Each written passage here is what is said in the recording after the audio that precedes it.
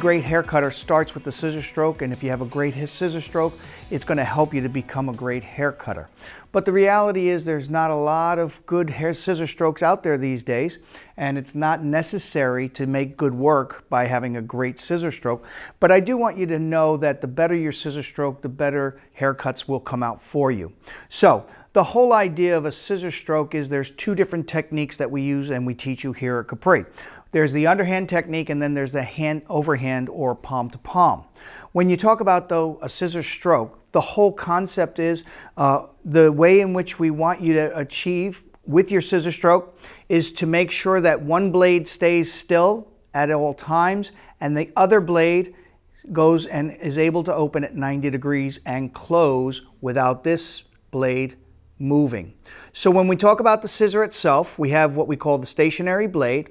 We have the pivot where the two blades meet, and then we have the working blade, which we want you to practice opening 90 degrees. Now, when you talk about being able to hold the scissor and open and close the scissor without moving both blades, it should be set in your hand a certain way. And I'm going to demonstrate for you now how the scissor should be held in your hand.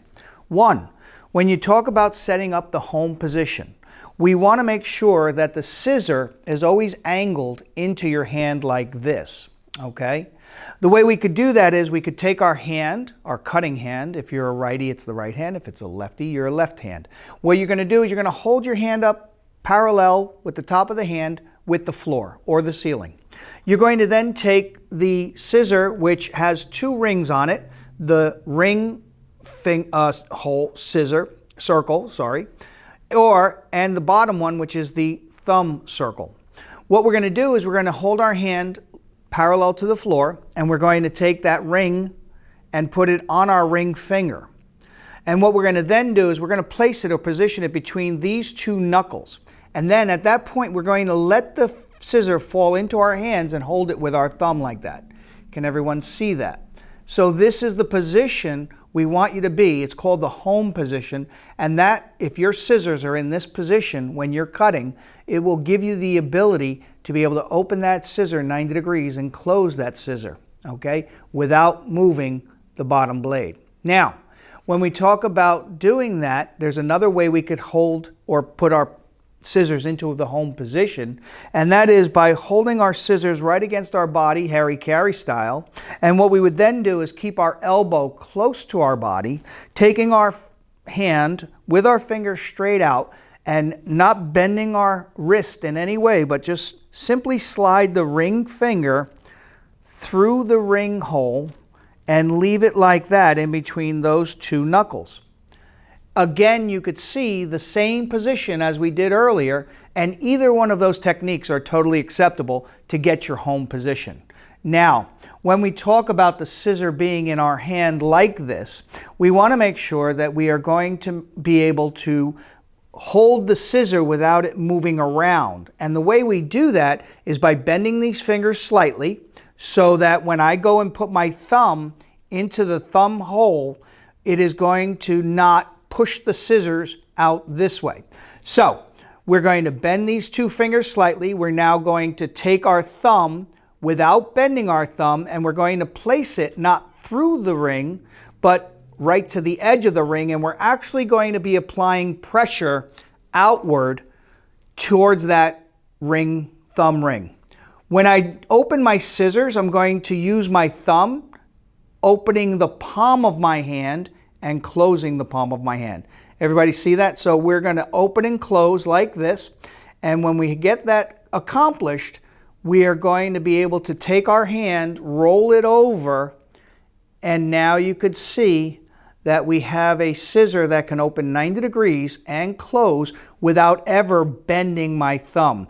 A lot of times I'll see students bending their thumb to close their scissor. We don't want that. That thumb should stay locked open like that at all times, and with these two fingers bent down like that, pressure out on the blade like that, we would be able to get our scissor stroke and our home position all in one.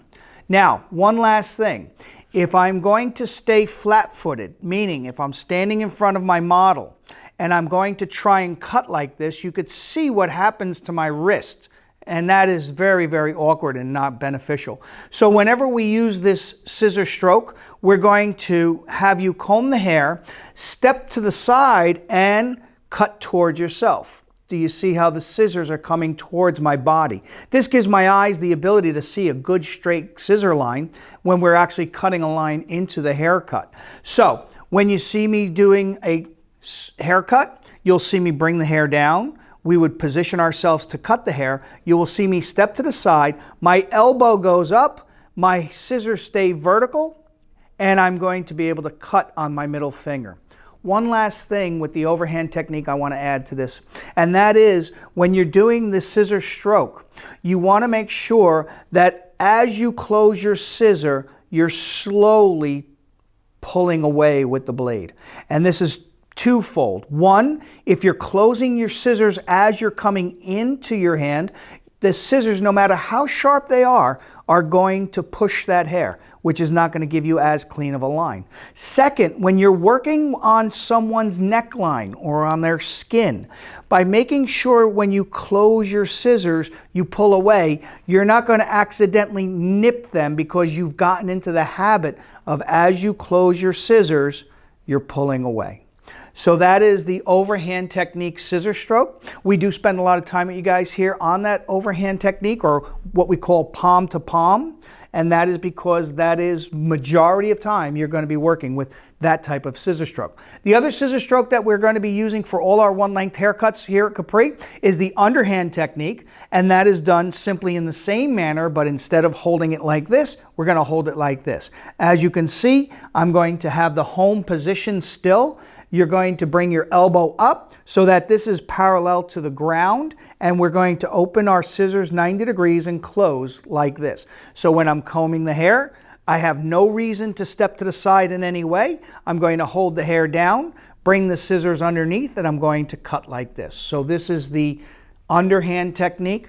This is the overhand technique. Again, very important for you guys to practice that ongoing, always, every day, so you become great hair cutters.